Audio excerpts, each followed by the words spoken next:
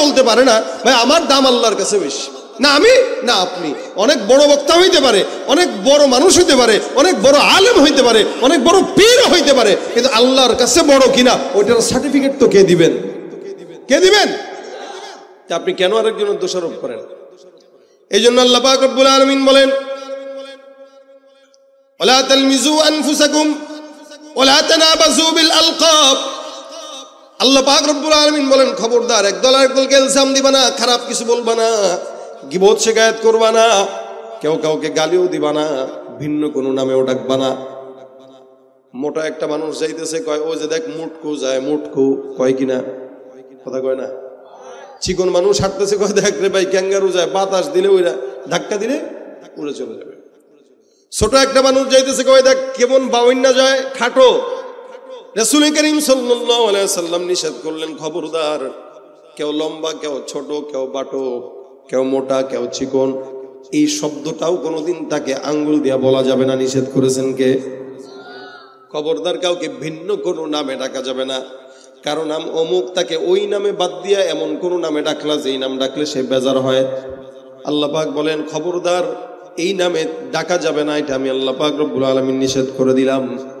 নবী করিম সাল্লাল্লাহু আলাইহি ওয়াসাল্লামের বিবি হযরত সাফিয়া রাদিয়াল্লাহু তাআলা আনহা একবার ঘরের মধ্যে আসলেন, আম্মা জান আয়েশা দেখলেন হযরত সাফিয়া হয়তো একটু খাটো অথবা একটু মোটা ছিলেন। আম্মা জান আয়েশা রাদিয়াল্লাহু তাআলা আনহা তার ব্যাপারে মন্তব্য করলেন হাকাযা, এটা মনে মনে মন, অর্থাৎ সাফিয়া একটু মোটা, নবী আপনি কেমনে তারে পছন্দ করলেন? দেখবেন ঘরের মহিলা যতই হোক না কেন একজন বিবি আরেকজন বিবির প্রতি একটু কি থাকে, হিংসা অথবা ঈর্ষা থাকে, যে ওরে বেশি মহব্বত করে আমারে কেন করে না। আম্মা জান আয়েশা রাদিয়াল্লাহু তাআলা আনহা রাসূল সাল্লাল্লাহু আলাইহি ওয়াসাল্লামকে বলতেছেন ইয়া রাসূলুল্লাহ বিবি সাফিয়াকে আপনি পছন্দ করলেন, কিন্তু সাফিয়া তো এমন এমন এমন দেখতে এরকম। নবী করিম সাল্লাল্লাহু আলাইহি ওয়াসাল্লাম বলেন আয়েশা তুমি সাফিয়ার অগোচরে সাফিয়ার ওই ব্যাপারে এরকম মন্তব্য করলা, সাফিয়া বেটে অথবা মোটা। যদিও সাফিয়ার ভিতরে এই গুণটা আছে, যদিও সাফিয়া বেটে অথবা মোটা, কিন্তু তারপরেও তুমি তার অবর্তমানে কথাগুলো আমার কাছে বললা। আয়েশা তুমি জানো কথাটা কত মারাত্মক খারাপ। দেখেন রাসূল করিম সাল্লাল্লাহু আলাইহি ওয়াসাল্লামের বিবি আম্মা জান আয়েশা, যিনি না হলে আমাদের সমাজের মা বোনদের মাসলা আমরা এই পর্যন্ত পেতাম না। আয়েশা রাদিয়াল্লাহু তাআলা আনহা বলছেন রাসূল আপনার বিবি সাফিয়া এরকম এরকম। নবী বলতেছেন আয়েশা তোমার এই কথাটা মারাত্মক খারাপ, তুমি কি জানো কথাটা এত দুর্গন্ধ? এই কথাটার দুর্গন্ধ যদি সমুদ্রের মধ্যেও নিক্ষেপ করা হতো সমুদ্রের সব পানি কালো হয়ে যেত, তোমার কথার দুর্গন্ধ কোনোদিন শেষ হতো না। কত মারাত্মক পর্যায়ের গুনাহ তোমার মাধ্যমে হয়েছে, তুমি আল্লাহর দরবারে ইস্তেগফার করো। আয়েশা ডাক দিয়া বলেন ইয়া রাসূলুল্লাহ আমি কথাটা খারাপ নিয়তে বলি নাই। রাসূল বলেন তুমি খারাপ নিয়তে বলো অথবা না বলো, যেই জিনিসটা ওর ভিতরে আছে এটা যদি ও শুনতো তাহলে কষ্ট পেত কিনা? আম্মা জান আয়েশা বলেন হ্যাঁ অবশ্যই কষ্ট পেত। নবী বলেন এটার নামই গীবত, যেই গুণটা যার ভিতরে আছে তার অগোচরে তার অবর্তমানে ওই বিষয় নিয়ে আলোচনার নাম কি জোরে বলেন তো? গীবত।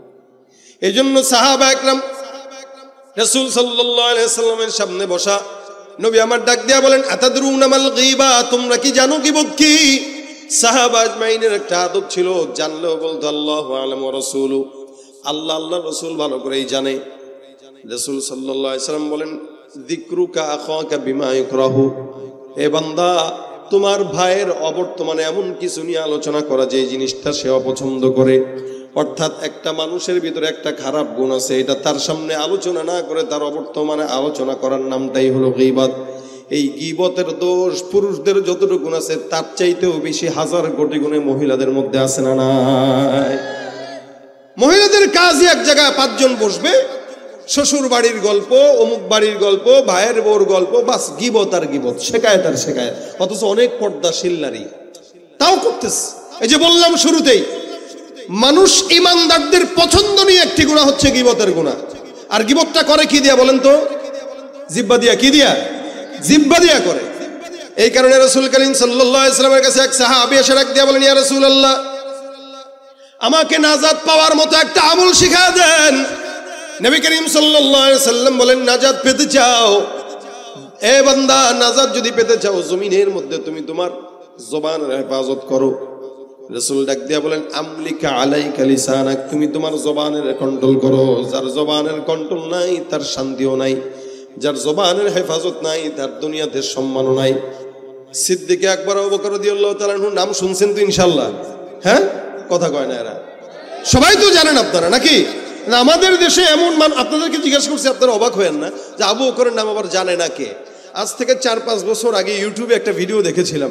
ভিডিওতে এক লোক আরেক ইমানদারকে প্রশ্ন করতেছিল, ভাই আপনি 4 জন নবীর নাম বলেন তো। যাকে প্রশ্ন করছে সে হেসে খেলে বলতেছে, ভাই রে ভাই 4 জন নবীর নাম ব্যাপার, বলেন আবু বকর, ওমর, ওসমান, আলী।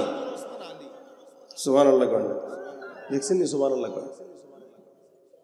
আমি টেস্ট করলাম যে কি কয়, কয় সুবহানাল্লাহ। তাহলে মানে সেও জানে না আবু বকর, ওমর, ওসমান, আলী নবী না সাহাবী? জানোনি ভাই? জানে না? আরে মুসলমান, আবু বকর কে বলেন? কে? এই শিখে নাও, কে আবু বকর? বলো, জোরে বলো। ওমর কে? ওসমান কে? আলী কে? শুধু সাহাবী না, 4 জন খলিফা, খলিফাতুল মুসলিমিন। নবীকে, সাহাবীকে আমাদের জানা নাই, কিন্তু আর্জেন্টিনার খেলোয়াড় ভালো খেলে কে ওটা জানা আছে। কথা কয় না? আছে না?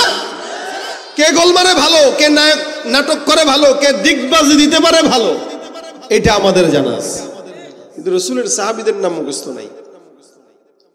আবু বকর সিদ্দিক রাদিয়াল্লাহু তাআলা আনহু, উনি একবার উনার জিহ্বাটাকে এরকম টান দিয়া বের করছেন, ডানে একবার নেয়, বামে একবার নেয়, উপরে একবার নেয়, নিচে একবার নেয়। সাহাবী আরেক দল দেখে ডাক দিয়ে বলে, আবু বকর কি ব্যাপার? জবানের জিহ্বাটাকে ডানে নাও, বামে নাও, সামনে নাও, পিছনে নাও, কেন? জবান দোষ করলো কি? আবু বকর ডাক দিয়া বলেন, জিহ্বাটাকে বারবার ডানে বামে নেওয়ার পেছনে কারণ হলো, যে জিহ্বাটাকে ডানে বামে নেই, জিহ্বাটা মারাত্মক শয়তান। এই জীবনের মধ্যে, দুনিয়ার মধ্যে যত মানুষকে বিপদের মধ্যে পড়তে দেখলাম, শুধুমাত্র জবানের কারণেই পড়তে দেখেছি। কারণ যার জবানের হেফাজত নাই, যার জিহ্বার কন্ট্রোল নাই, তার সম্মানও নাই, তার দুনিয়ার জমিনে লাঞ্ছনা হয়। জবানের হেফাজত করো, তোমার জবান তোমার কাছে। যার জবানের গ্যারান্টি নাই তার সম্মানের গ্যারান্টি নাই, যার জবানের গ্যারান্টি নাই তার ক্ষমতারও গ্যারান্টি নাই। এক কথা বইলেই জবান দিয়া 40 মিনিটের মাথায় দাদার বাড়ি চলে গেছে। কথা কি ঠিক না? যদি না বলতো এই কথা যাইতনি। কথা কয় না, বুঝেন না আপনারা? বুঝছেন নি কি বলছে জবান দিয়া? বলেন, বলেন, বলা দরকার ছিল, কিন্তু বলছে কি দিয়া? বলছে জিহ্বা দিয়া, পিছন দিয়ে তার বলে নাই। জিহ্বা দিয়া বলছে। রাসূল বলেন আমলিক আলাইকা লিসানাক, তুমি তোমার জবানের হেফাজত করো। জবানের হেফাজত নাই, ক্ষমতাও নাই। জবানের হেফাজত নাই, সম্মানও নাই। জবানের হেফাজত নাই, মানুষের কাছে তার ভারতও নাই। আমলিক আলাইকা লিসানাক, যার জবানের হেফাজত আছে তার সম্মান আছে। এই জন্য আবু বকর বলেন, আমি আমার জিহ্বাটাকে একটু শাসন করি, যেন উল্টা পাল্টা কথা না বলে। কালাম, কথা, বাক্য এটা দামি জিনিস, যতক্ষণ ভিতরে থাকে সম্মানের সঙ্গে দামি থাকে। বের হইলে হালত হয় দুইটা, হয়তো দুর্গন্ধ ছড়ায়, নয়তো সুগন্ধি ছড়ায়। কিন্তু সমাজের অধিকাংশ মানুষের জবান দিয়ে দুর্গন্ধ ছড়ায়, সুগন্ধি ছড়ায় না। কারণ কি? অধিকাংশ মানুষ কথা বলে অযথা, অধিকাংশ মানুষ কথা বলে অযথা আর না বুঝে না জেনে। অধিকাংশ মানুষ কথা বলে অপ্রয়োজনীয়, প্রয়োজনীয় কথা বলে না। নবী করিম সাল্লাল্লাহু আলাইহি ওয়াসাল্লাম বলেন আমলিক আলাইকা লিসানাক, নাজাত যদি পেতে চাও জবানের হেফাজত করো। আরেক হাদিসে পয়গম্বর বলেন মান সাকাতা নাজা, যেই বান্দা যত বেশি চুপ থাকবে আল্লাহ পাক ওই বান্দাকে তত আগে আগে নাজাত দিয়ে দিবেন। সুবহানাল্লাহ। এই জন্য বোবা হওয়া, বোবা মানুষের শত্রু নাই। কথা আছে না? যার বোবা ওর কোনো শত্রু নাই, কারণ কথাও জানে না, ওর কোনো শত্রুও নাই। আর যে কথা বলে বেশি তার ভুলও হয় বেশি, শত্রুও বাড়ে বেশি।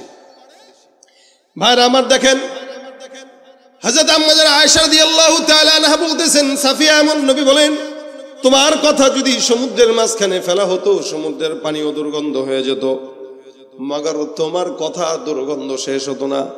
তার মানে কথাটা এমন মারাত্মক বলছো। সাহাবা একরাম ডাক দিয়া বলেন, হুজুর আমরা যদি এমন মানুষ নিয়ে কথা বলি যে এই মানুষের মধ্যে ওই গুণটা আছে অথবা দোষটা আছে, রাসূল বলেন হা ইন কানা ফিহি, যদি তার মধ্যে ওই গুণটা থাকে তাহলে তুমি আগতাবতাহু, তাহলে তুমি গীবত করলা। আর যদি ওই গুণটা ওর মধ্যে না থাকে তাহলে গীবত নয়, সেটা অপবাদ। আমার ভিতরে অন্যায় আছে, এটা নিয়ে আপনি আমার অগোচরে বলা বলি করতেছেন, মানুষের কাছে বলেন আরে ওরা তো চিনি, এ তো এই, ও তো এই, এটার নামই গীবত। এটা যদি করে তো কি হয়? আল্লাহ বলেন আইয়ুহিব্বু আহাদুকুম আইয়াকুলা লাহমা আখিহি মাইতান ফাকারিহতুমুহ। বান্দা যদি কেউ কারো গীবত করে, আল্লাহ পাকের এই আয়াতের কথা অনুযায়ী মনে হয় বোঝা যায় কেউ যদি কারো ইমানদার ভাইয়ের গীবত শিকায়াত করে তাহলে সে তার আপন মরা ভাইয়ের গোশত খাইল না। আউযুবিল্লাহ। এই জন্য সমাজে উঠতে বসতে চলতে ফিরতে আমাদের দেশে অনেক গীবত হয়, প্রত্যেকটা মজলিসে গীবত হয়। গীবত ছাড়া আড্ডা ঠিক মতো জমে না।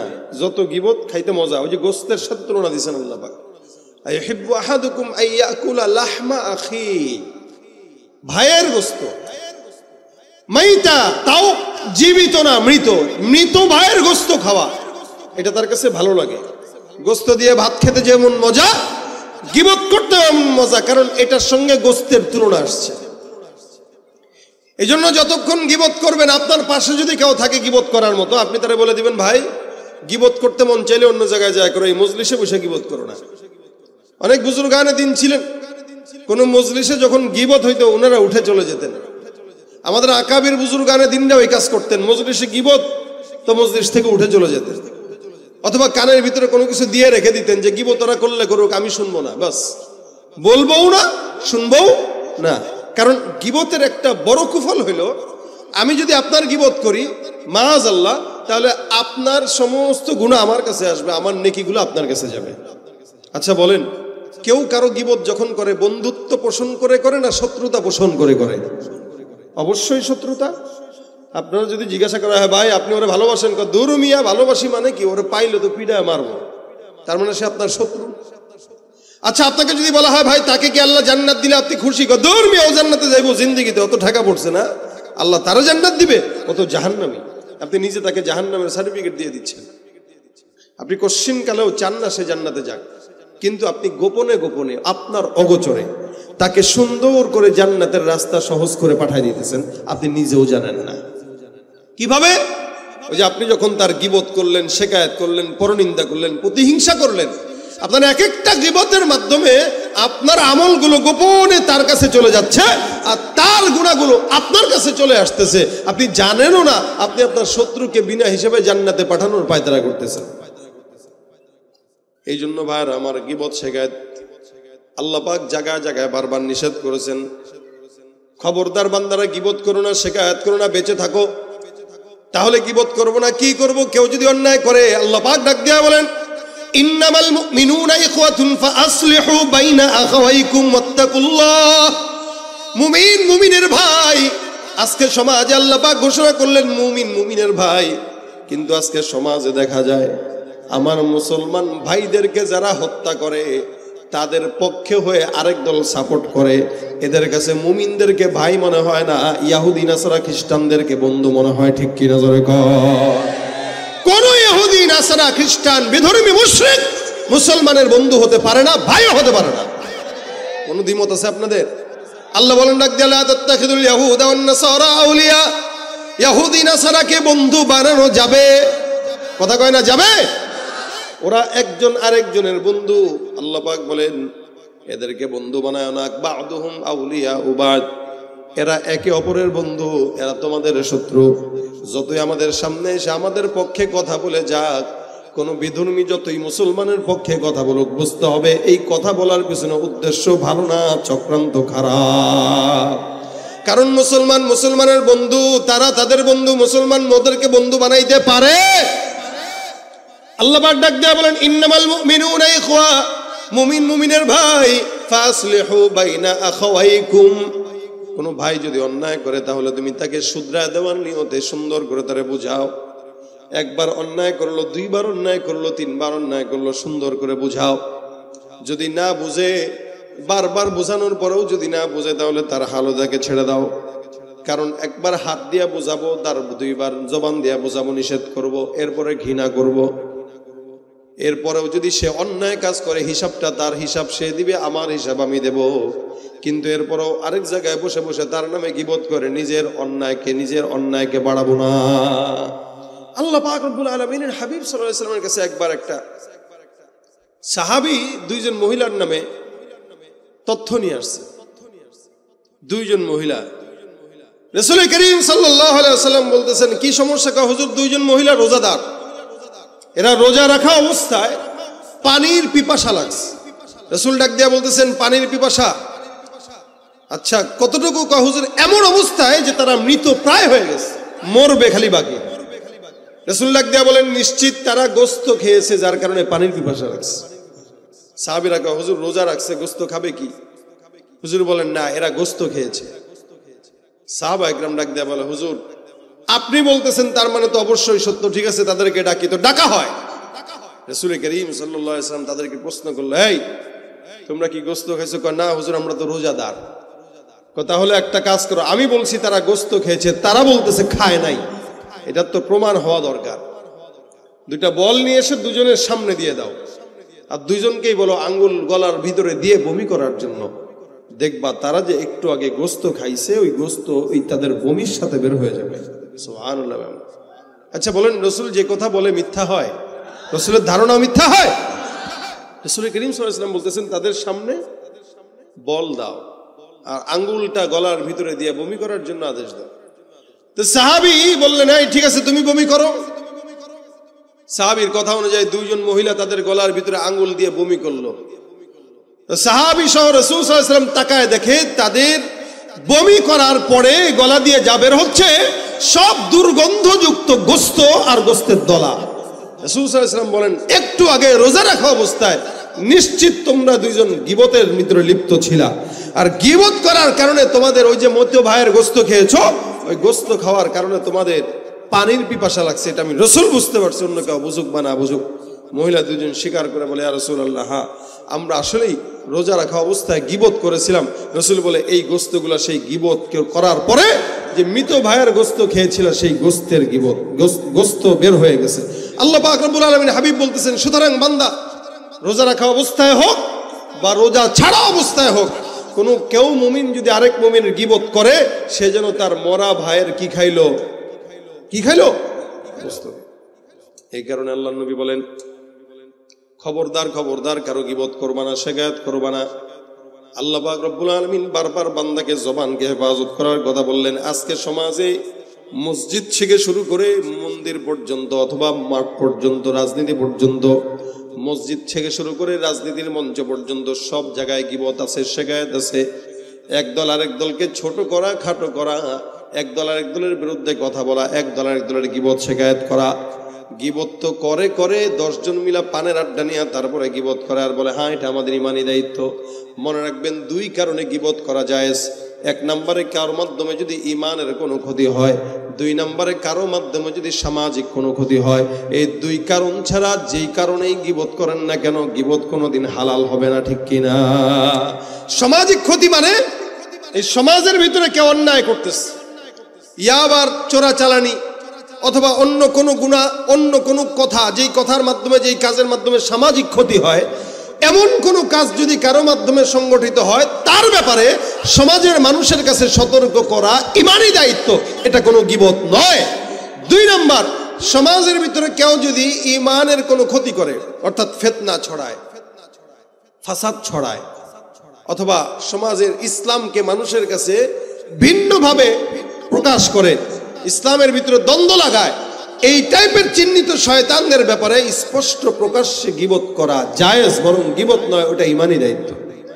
এর বাহিরে সামাজিক ক্ষতি অথবা ইমানের ক্ষতি, ইসলামের ক্ষতি অথবা রাষ্ট্রের ক্ষতি, এর ক্ষতির বাহিরে কেউ যদি কারো কাছে কারো গীবত করে, ওটা গীবত, ওটা ইমানি দায়িত্ব নয়, ওটা অন্যায়, ওটা মারাত্মক গুনাহ। আর গীবতের গুনাহ নবী করিম সাল্লাল্লাহু আলাইহি ওয়াসাল্লাম অন্য হাদিসে বলেন আল গীবাতু আশাদ্দু মিনাজ জিনা, জিনার চাইতেও মারাত্মক হলো গীবতের গুনাহ। নাউযুবিল্লাহি মিন যালিক। আমরা জিনাটাকে খারাপ মনে করি, যে এই লোক জিনা করছে, ওই লোক চুরি করছে, ওই লোক দুর্নীতি করছে, ওই লোক এই করছে সেই করছে, আমরা এগুলাকে খারাপ মনে করি। কিন্তু আমরা গোপনে গোপনে গীবত করতে করতে আমাদের জবানকে শেষ করে ফেললাম। এটার আমরা খারাপ মনেও করি না, বরং ইবাদত মনে করি। এই জন্য কোনো মুমিন যদি অন্যায় করে, মুমিন অন্যায় করলে আমাদের উচিত ভাই আল মুমিনু মিরআতুল মুমিন, রাসূল সাল্লাল্লাহু আলাইহি ওয়াসাল্লাম হাদিসে স্পষ্ট বর্ণনা করেছেন একজন মুমিন আরেকজন মুমিনের আয়না। আয়না, আমি আয়নার সামনে যখন দাঁড়াবো আমার গালের যত কালো দাগ আছে এগুলো আয়না দেখায় দেয়। আমাদের দেশের নারীরা আয়নার সামনে দাঁড়াইলে ওর কালো দাগ আয়না দেখায়, কিন্তু বাহিরে ওটা দেখা যায় না। কেন? এমন ভাবে মেকআপ পরে বের হয়, মোটামুটি 1-2 কেজি মেকআপ দেওয়ার কারণে তার কালো দাগ আছে নাকি কালো মেয়ে ধলা হয়ে আসছে এটা বোঝার কোনো উপায় নাই। আচ্ছা, এই মেয়েটা যে কালো, এই মেয়েটার যে গালে ব্রণ আছে এটা মেয়েটা তো জানে, কি বলেন? মেয়ে জানে, আর মেয়ের আয়না জানে। আয়না, কারণ আয়নার সামনে বসে বসেই সে এটাগুলো করছে। আয়না কি কোনোদিন বলে বেড়াইছে? বিয়ের সময় দেখবেন আমাদের দেশের মেয়েরা এমন সাজা সাজে, পুরুষ টেনশনে পড়ে যায় আসলে কোনটা দেখছি কোনটা বিয়ে করছি। বিয়ে করে দেখে একটা, করে আরেকটা, অথবা করে একটা বাসায় যায় দেখে আরেকটা। অনলাইনে পণ্য ডেলিভারি দিলে পণ্য নিলে যা হয় তা, অর্ডার দিবেন একটা আসবে একটা। তা আমাদের দেশের নারীদের হালত হয়েছে এটা, বিয়ে করতে যাবেন দেখাইছে একটা, বাসায় নিয়ে দেখছেন আরেকটা। তো কেন? বলে ও কালো ছিল, বিয়ের দিনই মেকআপ টেকআপ করে সমস্ত কিছু ঢেকে তারপরে করছে। এই যে মেয়েটা মেকআপ করলো তার কালো ওই চেহারা আয়না জানে আর সে জানে, কিন্তু আয়না কোনোদিন রাস্তায় বের হয়ে কাউকে জানায় নাই যে ভাই মেয়েটা কালো। আয়না গোপন রাখছে। আপনার আমার চেহারার কালো দাগ আয়না কি রাখে ভাই? গোপন রাখে, কোনোদিন বলে না। রাসূল আয়নার সাথে কেন এটার তুলনা দিলেন? কারণ আয়না মানুষের অন্তর দেখে, কি বলে, চেহারা দেখে, এটাকে কাউকে বলে না, দাফন করে দেয়। রাসূল বলেন আল মুমিনু মিরআতুল মুমিন, একজন মুমিন আরেকজন মুমিনের জন্য আয়না। এটা কেউ যদি কারো দোষ জানেও গোপন রাখবে, বলবে না। কেন? কারণ মুমিন মুমিনের জন্য আয়না স্বরূপ। তাহলে কি করবে?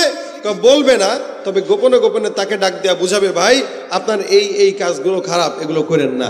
এভাবেই যদি সমাজের প্রত্যেকটা ভাই প্রত্যেকটা ভাইয়ের ভুল ধরতো, এই সমাজে কোনো অন্যায় বিচার থাকতো না, বাড়তো না। ঠিক কিনা বলেন? কিন্তু আমরা হিংসাত্মক মনোভাব নিয়ে তারপরে সমাজে মানুষের ভুল ধরি। আমি চিন্তা করি এই লোকটা এই কাজটা কেন করবে, যার কারণে 10-20 বছর আগের ভুল কেউ কেন্দ্র করে মানুষের শত্রুতা করে। ওই যে ভিতরে দয়া, ইহসান, মায়া, মহব্বত এগুলা কম, শত্রুতা বেশি, প্রতিহিংসা বেশি, পরশ্রী কাতরতা বেশি।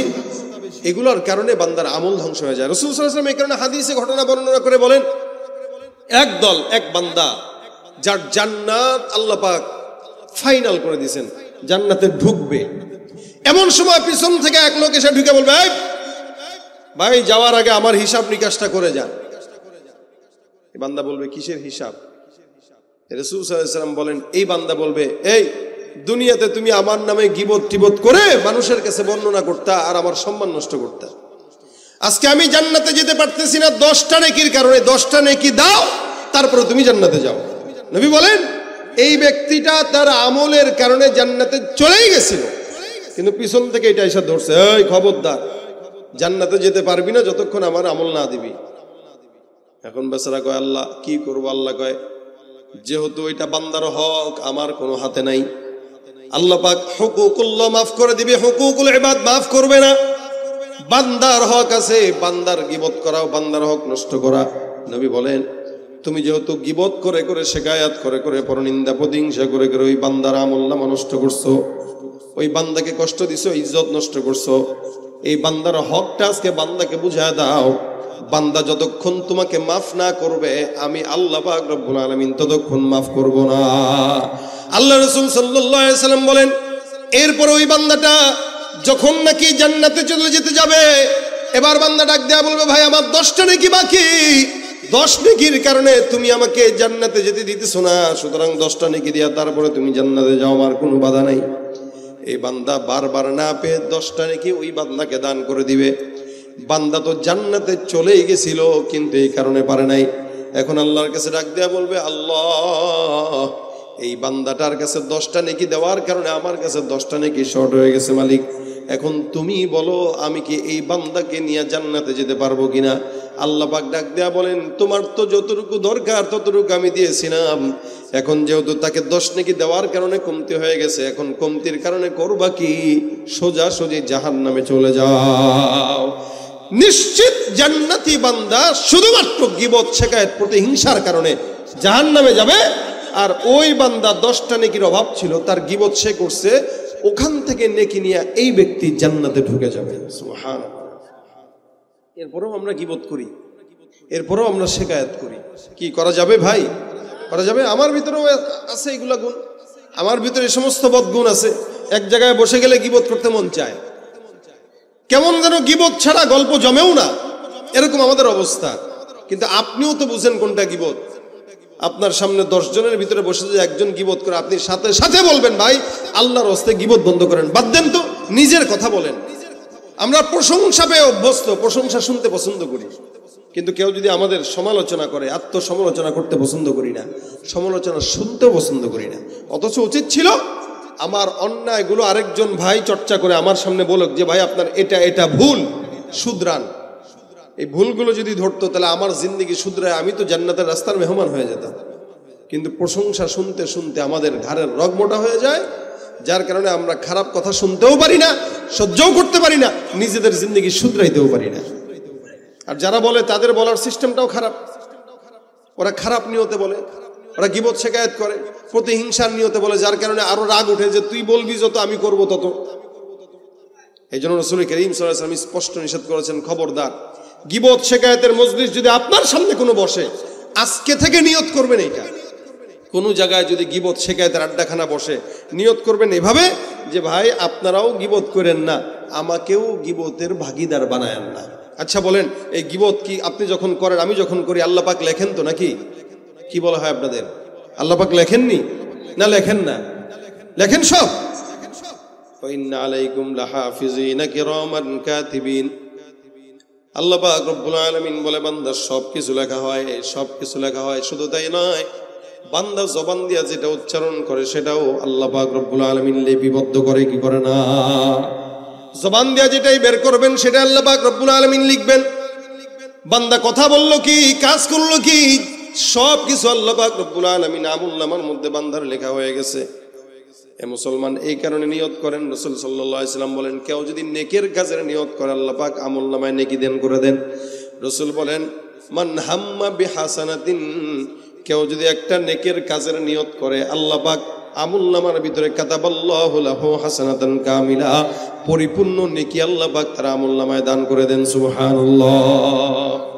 কেউ যদি নেকের কাজের নিয়ত করে, আজকে নিয়ত করব আমরা এটা, যে আমি আমার জায়গা থেকে ইনশাআল্লাহ কারো কোনো গীবত আমি করব না। আপনারাও নিয়ত করেন, আমরাও করব না ইনশাআল্লাহ। বলেন ইনশাআল্লাহ। কারা কারা আজকে থেকে নিয়ত করব গীবত শিকায়েত করব না? আল্লাহ পাক আমাদেরকে আমল করার তৌফিক দান করুক। কষ্ট হয়েছে একটু হাতটা উঠাইতে, হাত নামান, জোর করে বলাইছি তো। তবে এই নিয়তটা যে করছেন, এই নিয়ত করার বরকতে আল্লাহ পাক আমলনামায় পরিপূর্ণ নেকি দান করে দিয়েছেন। সুবহানাল্লাহ। আস্তে কোন, জোরে কোন। পরিপূর্ণ আমলনামায় কি হয়ে গেছে? নেকি লেখা হয়ে গেছে, একটু না, পরিপূর্ণ। এই কারণে আমরা চেষ্টা করব হার হালতে গীবত থেকে, শিকায়েত থেকে বাঁচতে। রাজি আছি ইনশাআল্লাহ? গীবত শিকায়েত থেকে নিজে বাঁচেন, অন্যকে বাঁচান।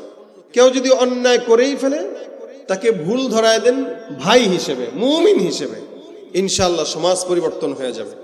আর গীবত শিকায়েত যদি হয়েও যায়, সাথে সাথে ইস্তেগফার করে নেবেন। আর গীবত যদি করাই লাগে, আমি তো বলি গীবত করা লাগলে মা বাবার গীবত করবেন, নাকি? কথা বুঝেন নাই? গীবত করলে কার করবেন? মা বাবার। কেন করবেন? কারণ গীবতের মাধ্যমে যেহেতু আমলনামা একজনের কাঁধে যায়, আপনি যখন আপনার মায়ের গীবত করবেন তো আপনার আমলনামা আপনার মায়ের কাঁধে যাবে।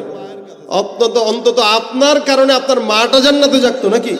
এই জন্য গীবত করতে হয়, মায়েরটা করেন, বাবেরটা করেন। আপনার নেকি আপনার মা বাবার কাছে যাক, ঘরের নেকি ঘরে থাক, মা বাবা জান্নাত পাক। এরপরেও আরেক ভাইয়ের গীবত করে নিজের আমলনামা নষ্ট করেন না। আল্লাহ পাক আগে আমাকে আমল করার তৌফিক দেখ, এরপরে আপনাদেরকে তৌফিক দান করুক। এই ভাঙ্গা গলায় ভাঙ্গা কণ্ঠে ছোট্ট কথা যতটুকু বললাম, আল্লাহ পাক রব্বুল আলামিন আমাদেরকে এই কথাগুলো আমল করার তৌফিক দান করুক। এরপরে ইনশাআল্লাহ যারা আসবে আলোচক, প্রত্যেকের আলোচনা থেকে এক একটা জিনিস নেওয়ার চেষ্টা করবেন ইনশাআল্লাহ।